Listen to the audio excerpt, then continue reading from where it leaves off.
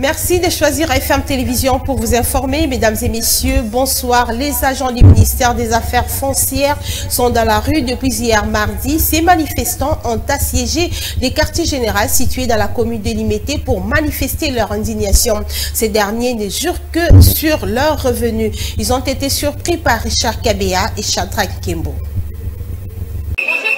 Tout ce bruit, c'est pour dire trop c'est trop. Siffle aux lèvres, petite branche d'arbre en main, chant et pas de danse. Bref, tous les moyens étaient bons et pour que ces agents fassent entendre leur voix, exigeant notamment le paiement de leurs arriérés de salaires et primes, mais aussi leur bancarisation. Feli, un agent au ministère des Affaires foncières, étale ici le calvaire qu'il a enduré pendant plusieurs années sans toucher à son argent.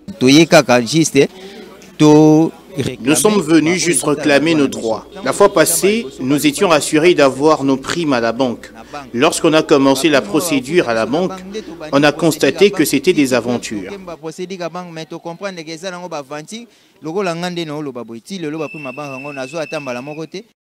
Les arriérés des salaires et primes ne sont pas la seule revendication de ces agents. Ils sont aussi mécontents de la violation d'une ordonnance présidentielle par un arrêté ministériel qui met en cause les attributions de certains agents.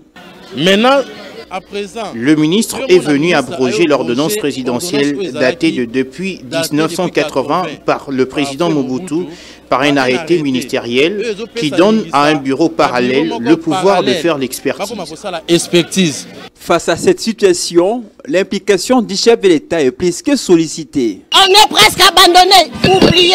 On a vraiment besoin de son implication. Nous sommes abandonnés à nous-mêmes. Qu'il vienne résoudre ces problèmes. Nous avons vraiment besoin de lui. Primez, viva.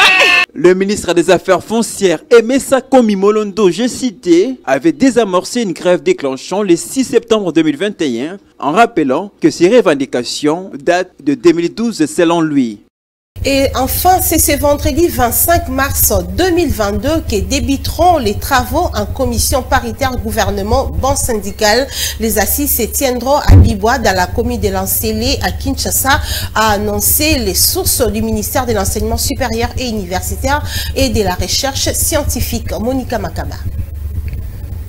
Le ministre de l'Enseignement supérieur et universitaire informe la communauté universitaire et scientifique de la République démocratique du Congo du début effectif des travaux en commission paritaire gouvernement banque syndicale du personnel de l'enseignement supérieur et universitaire et de la recherche scientifique, renseigne dans un communiqué du ministre de l'ESU qui demande par ailleurs aux parties prenantes qui n'ont toujours pas désigné leurs représentants d'y procéder dans les 24 heures.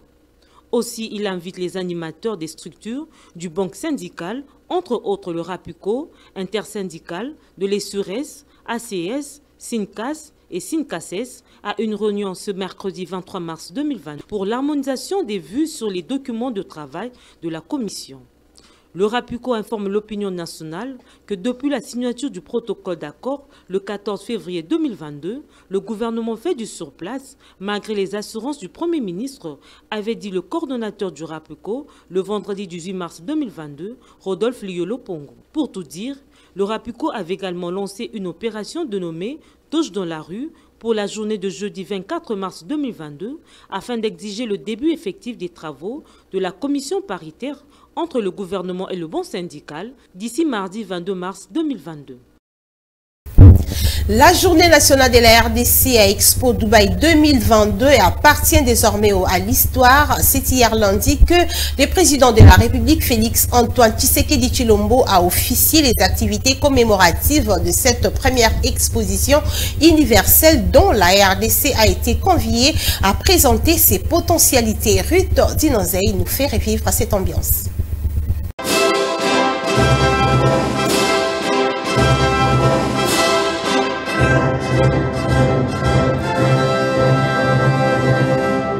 Ce son de la fanfare au rythme harmonisé de l'hymne national congolaise a donné le go de la célébration de la journée nationale de la République démocratique du Congo à l'Expo Dubaï 2020.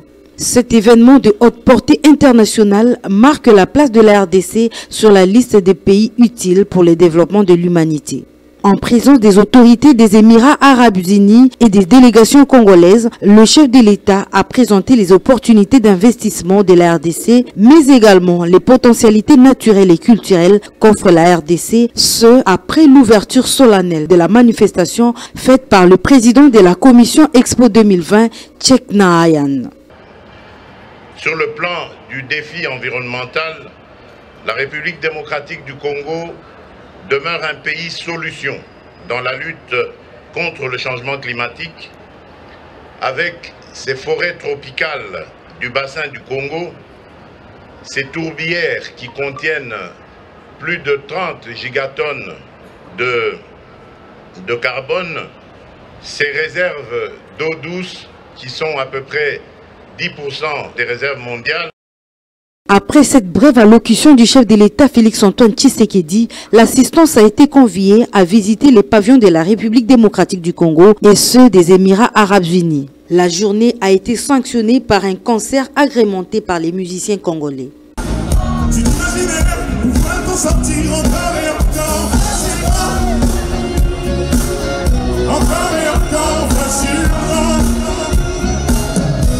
Ouvert le 1er octobre 2021, c'est ce 31 mars 2022 que cette foire universelle va se clôturer. Autre chose à présent, la question sur la gestion du programme de développement local des 145 territoires de la République démocratique du Congo continue à alimenter des réactions. La dernière en date, c'est celle du député provincial Dodo Matomina Zola qui a affirmé que les choix portés sur les élus provinciaux vaut son pesant d'or. Il a dit au micro de Esther Siamweni et Absalon Koubelana.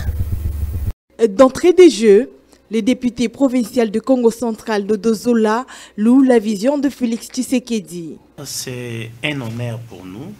Les chefs de l'État a honoré vraiment les députés parce que c'est pour la toute première fois de rassembler tous les députés de la République démocratique du Congo pour qu'ils puissent nous expliquer les projets des 145 territoires qu'il est en train d'entreprendre.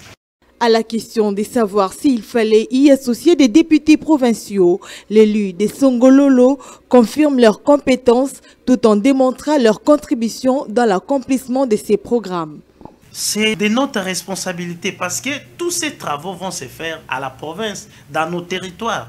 Or, c'est nous qui sommes dans les territoires. Pour nous, c'est faire du suivi.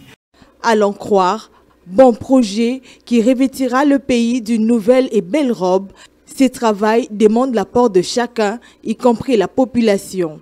Dans ces programmes, il y a beaucoup de travaux. Réhabilitation des écoles, des hôpitaux, des routes, des dessertes agricoles, construction des logements pour les administrateurs des territoires.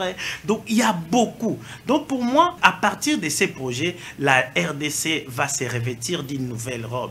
Donc, c'est pour cela que nous lançons aussi un cri à notre population, surtout à notre population du Congo central, particulièrement du territoire de Songololo, là où je suis venu. C'est un travail qui doit se faire en toute collégialité. Donc nous devons tous nous mettre ensemble. Ce n'est pas à nous-mêmes de nous en approprier. Aussi la population doit s'approprier de ces projets.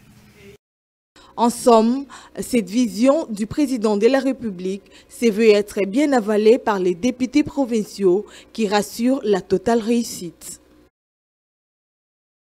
Société à présent, l'augmentation des prix des produits de première nécessité inquiète au plus haut point les consommateurs. C'est le cas des vendeurs de produits faits à base de la farine de blé qui sont surpris de la majoration brusque de produits sans une explication claire de la part de l'autorité compétente.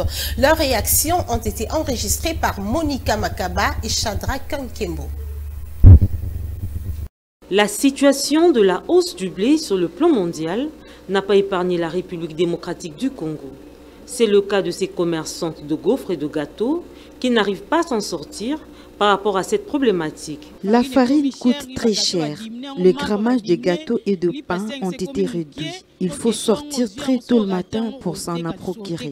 Comme moi par exemple, je consomme les pains de 1000 francs congolais, mais je ne me rassasie pas. Bon, bisous, tu comprends, tu regardes farine, tu montres que farine est matée comme tu as 100 000. Donc moyen comme ça, il a pas compté pour battre la du campo. Tu comprends que tout le monde a farine et matière comme tu n'as sami. Ce que tu as dans le bureau, qu'il est pas déclaré. Tout ça c'est qu'on y. Tout ça ni. Tout ce qui a côté quand tout ça, tout moyen été. De l'autre côté, cette vendeuse décrit deux problèmes qui la tourmentent. En dehors de l'augmentation du prix de farine, elle parle aussi de la hausse du coût de l'huile et du sucre. Il y a hausse de prix de tous les produits. Ce n'est pas seulement la farine de blé, voire les produits alimentaires qui connaissent cette hausse. Un bidon d'huile de 25 litres coûte aujourd'hui 110 000 francs congolais, un sac de sucre 110 000 francs congolais et nous ne savons où nous rendre et ni que faire. Par ailleurs, ce boulanger explique le calvaire qu'il rencontre ces derniers temps. Nous achetions la farine à 63 000 francs. Maintenant, ça se vend à 100 000 francs. Nous allons vendre le pain à combien? Présentement, il n'y a pas le pain de 200 francs. Le pain qui se vendait à 300 francs revient à 500 francs.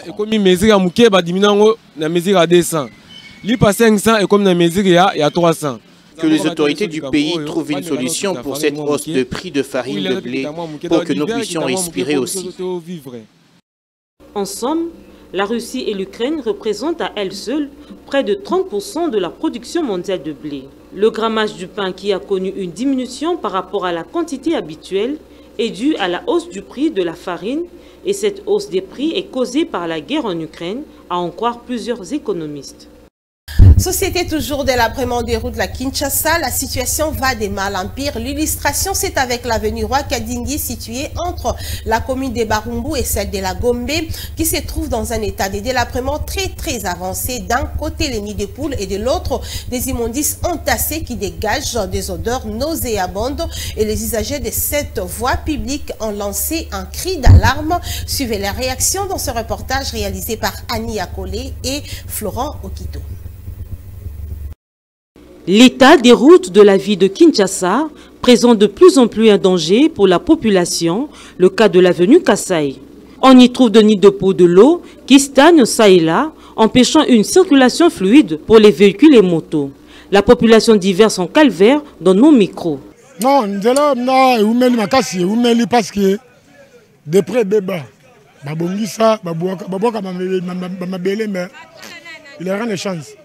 Même si l'opération au président lancé qui a 0 trou, on a cassé tout le monde en côté.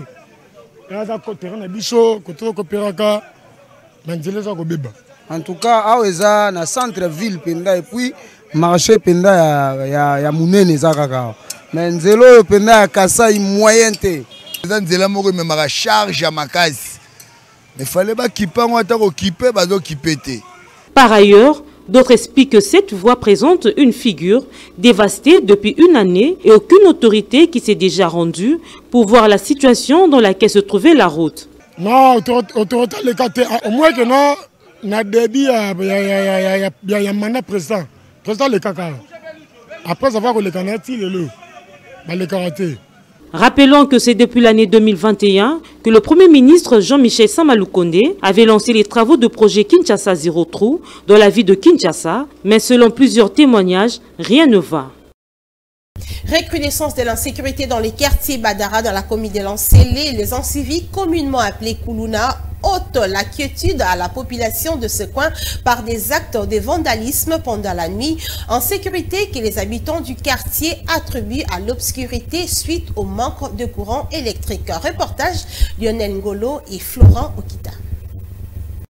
Ici, nous sommes au quartier Badara dans la commune de Lancélé et qui vit depuis plusieurs jours sous la fièvre de l'insécurité du phénomène appelé Kuluna. Il devient de plus en plus dangereux de se promener tard dans la soirée par peur de croiser un civique et de se faire déposséder de ses biens. Cette insécurité grandissante a pour cause principale le manque du courant électrique qui favorise le climat au profit de ces civiques de Kuluna. Nous n'avons pas de courant.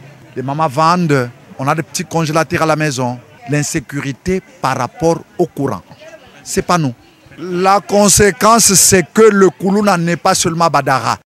Cette situation de manque d'électricité n'épargne personne car elle déstabilise certaines activités commerciales comme nous en témoigne cette dame vendeuse de vivres frais. Ça nous pénalise comment? Parce que nos vivres fonds, on doit bien les conserver. On doit bien les conserver. Maintenant, on n'arrive pas à conserver nos histoires à cause de l'électricité. C'est ça notre problème. Terrifié des troubles, cet habitant du quartier Badara sollicite l'intervention urgente des autorités compétentes pour rétablir la paix et l'électricité dans cette partie de la capitale congolaise. Je profite aussi pour lancer les messages aux autorités, surtout les autorités urbaines, de veiller assister aux problèmes de Badara pour trouver des solutions durables. Face à toutes ces situations, les habitants de ces quartiers espèrent ne pas être dans les oubliettes des autorités car ils espèrent obtenir bien des causes. Les abus et scandales sexuels qui font le buzz ces derniers temps dans les réseaux sociaux auxquels certains pasteurs sont impliqués inquiètent l'Église du Réveil du Congo. Monseigneur Moïse Tshibumbu, secrétaire général de cette structure, exhorte les chrétiens à être forts. Le secrétaire général de l'ERC appuie la mise en place d'un ordre de pasteurs. Reportage Richard Kabea et Shadrach Nkembo. Trop c'est trop, crient les fidèles congolais, cela suite aux abus et scandales sexuels dans lesquels plusieurs pasteurs sont impliqués et qui découragent les chrétiens à être encore plus assidus à l'église. Face à cela, Monseigneur Moïse Tshibumbu, secrétaire général de l'église du Réveil du Congo, démontre qu'il n'y a rien de nouveau sous les soleils. Ce n'est pas du nouveau dans le monde. Jésus-Christ l'avait déjà dit. Les scandales peuvent arriver. Mais le châtiment tombera sur la personne par laquelle le scandale est arrivé. Et s'agissant du scandale qui gagne le buzz dans les réseaux sociaux et autres médias, l'Église du Réveil du Congo exhorte l'Église à être encore plus fort. Quant à ce qui se passe aujourd'hui sur les médias, la position de l'Église du Réveil du Congo est que, bien qu'il y a une faiblesse dans nos lois, l'État congolais est laïque, c'est déjà une faiblesse. Nous exhortons l'Église de rester forte, de rester dynamique, et les brebis galeuses doivent être mises à la quarantaine et que l'Évangile continuera toujours à être prêché. Et quand il y a de telles choses, ça nous interpelle, nous les prédicateurs, que nous devons faire un travail de fond pour que l'évangile que nous prêchons produise le fruit qui demeure. Et quant à la mise en place d'une structure du genre ordre de pasteurs et de la fermeture de certaines églises de réveil qui ne répondent pas aux normes, Monseigneur Moïse Tshibambe soutient qu'un règlement d'ordre intérieur soit mis en place, assorti des sanctions aux récalcitrants. Il faut évoluer dans une discipline. Ils doivent obéir à la hiérarchie ecclésiastique. Ils doivent rendre compte de tout ce qu'ils sont en train de faire. Ils doivent éviter le scandale puisqu'ils savent qu'il y a un règlement d'ordre intérieur où il y a des sanctions à prendre quand une église ne respecte pas la doctrine chrétienne, une église se comporte n'importe comment, comme nous voyons maintenant, plusieurs regroupements sont en divagation à Kinshasa comme dans des provinces pour créer des scandales. S'agissant de la fermeture des églises qui ne répondent pas aux normes, la rigueur de la loi sera appliquée car la loi prévoit une organisation dans le secteur de l'église. Et pour les églises de réveil, la primaire est réservée à l'église du Réveil du Congo, représentée par l'évêque général Dodo Kamba, a conclu le secrétaire général de l'église du Réveil du Congo, Moïse Tshibumbu. Et voilà, mesdames et messieurs, c'est par ici que nous bouclons cette édition du journal sur FM Télévision. Merci de nous avoir suivis et juste après ce journal, suivez la découverte.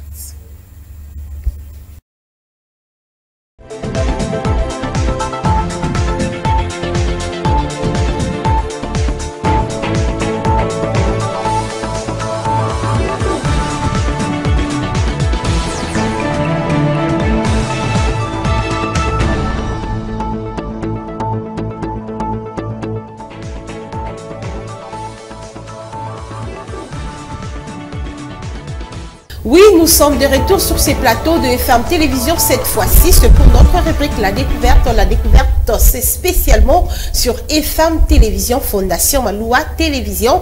Et ce soir, ça sera avec Ruth Dinonzei que je reçois déjà. Ruth, bonsoir. Bonsoir Fifi, bonsoir chers téléspectateurs. Et oui, vous avez salué les téléspectateurs. Ils sont également patients de connaître c'est quoi le mot du jour. Le mot du jour, c'est le mot campagne. La campagne, bien, on en parle surtout en province, c'est un terrain vaste dans une zone rurale, mais c'est également un terme employé dans le secteur agricole. On parle de la campagne agricole, c'est une production agricole. La campagne, c'est également un mouvement, une action des troupes en terrain, mais c'est aussi l'ensemble d'activités menées pendant une période limitée, par exemple lors des élections, et c'est la période qui précède le scrutin, campagne électorale. Donc, il faut corriger, il s'agit de la campagne et non campagne parce qu'il y a un G qui précède la consonne N. Exactement, Ruth Dinonzei, vous avez parlé de la campagne électorale, cette période-là qui précède des élections, la période où les candidats se font connaître. C'est pendant cette période exactement que les gens parlent de campagne et bandit, campagne électorale. Vraiment, corrigez donc avec Ruth Dinonzei, il ne s'agit pas de la campagne, il s'agit plutôt de la campagne. Mesdames et messieurs, merci donc de nous avoir suivis.